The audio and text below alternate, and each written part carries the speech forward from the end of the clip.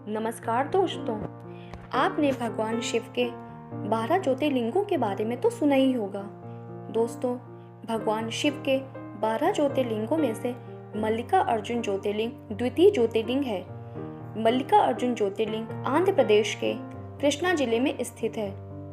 यह मंदिर कृष्णा नदी के तट पर शैल पर्वत पर स्थित है। इसे श्री शैल पर्वत भी कहा जाता है। सभी शक्तिपीठों में से महाशक्तिपीठ मल्लिकार्जुन ज्योतिर्लिंग मंदिर को अधिक पवित्र माना गया है। यह हैदराबाद से 250 किलोमीटर दूर कुर्नूल के पास में स्थित है। ग्रंथों के अनुसार हिंदुओं के लिए श्री शैल पर्वत का अधिक महत्व है और इसे बहुत ही पवित्र माना जाता है। इस पर्वत पर जो व्यक्ति भगवान शिव की पूजा अर्चना करता है वह अश्वमेघ यज्ञ के बराबर फल पाता है और भगवान शिव की कृपा से उसके सारे दुख नष्ट हो जाते हैं। उस व्यक्ति की सभी मनोकामनाएं शीघ्र ही पूर्ण होती हैं। शिव पुराण के अनुसार यह बताया गया है कि मल्लिका का अर्थ मां पार्वती और अर्जुन भगवान शिव को कहा गया है। भारत के 12 ज्योतिर्लिंग में से मल्लिकार्जुन का दूसरा स्थान है। इन 12 जगहों पर भगवान शिव स्वयं प्रकट हुए हैं, इसीलिए इसे ज्योतिर्लिंग भी कहा जाता है। हिंदुओं का यह मंदिर भगवान शिव को समर्पित है। इस मंदिर में मल्लिकार्जुन भगवान शिव के रूप में विराजमान है। मल्लिकार्जुन ज्योतिर्लिंग मंदिर का गर्भगृह बहुत ही छोटा है, जिसकी वजह से यहाँ भक्तों की लंबी कतार लगी रहती है। मंदिर में एक से अधिक व्यक्ति नहीं जा सकते, जिसके लिए यहाँ भक्तों को लंबी कतार में खड़े होकर प्रतीक्षा करनी पड़ती है, तब भगवान का दर्शन मिलता है। इस प्राचीन मंदिर की तमिल संतों ने स्तुति गाई है। ऐसा कहा जाता है कि हिंदू धर्म के स्कंद पुराण में श्री शैलम या श्री शैल ज्योतिर्लिंग का वर्णन किया गया है। जब जगत गुरु आदि शंकराचार्य जी ने पहली बार इस मंदिर की यात्रा की, तब उन्होंने यहाँ शिवनंद लहरी की रचना की थी। मल्लिकार्जुन ज्योतिर्लिंग मंदिर के पास में ही एक जगदम्बा माता का मंदिर भी है। ऐसा कहा जाता है यह मंदिर 51 शक्ति पीठों में से एक माना गया है। माता का यह मंदिर सती का स्वरूप ब्रह्मराम्बिका के रूप में विख्यात है। पुराण के अनुसार ऐसा कहा गया है, जब माता सती ने यज्ञ में कूदकर अपने प्राणों की आहुति दी थी, तब भगवान शिव क्रोधित होकर प्रचंड रूप में माता सती के मृत शरीर को उठाकर पूरे ब्रह्मांड का चक्कर लगाने लगे। उस समय जहां जहां माता के शरीर का अंग गिरा, वह स्थान शक्तिपीठ कहलाया जाने लगा। जिस स्थान पर माता सती की गर्दन गिरी, वही स्थान पवित्र और पावन शक्तिपीठ माना गया है। भगवान शिव और पार्वती के 2 पुत्र हैं, जिनका नाम गणेश और कार्तिकेय है।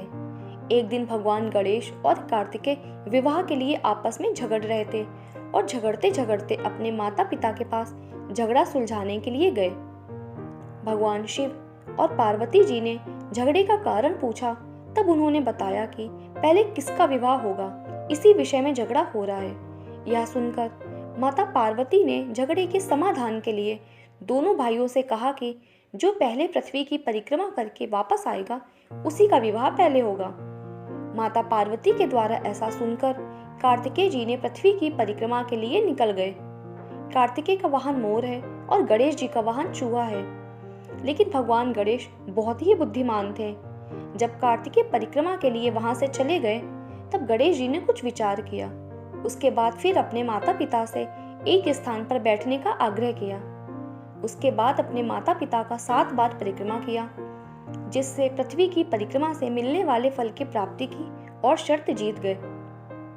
उनकी यह बुद्धि देखकर भगवान शिव और पार्वती बहुत ही प्रसन्न हुए और गणेश जी का विवाह कराया। पृथ्वी की परिक्रमा पूरा कर जब कार्तिकेय जी वापस आए, तो गणेश जी का विवाह देखकर उन्हें बहुत दुख हुआ। तब उसी समय कार्तिकेय जी ने अपने माता पिता के चरण छूकर वहां से चले गए।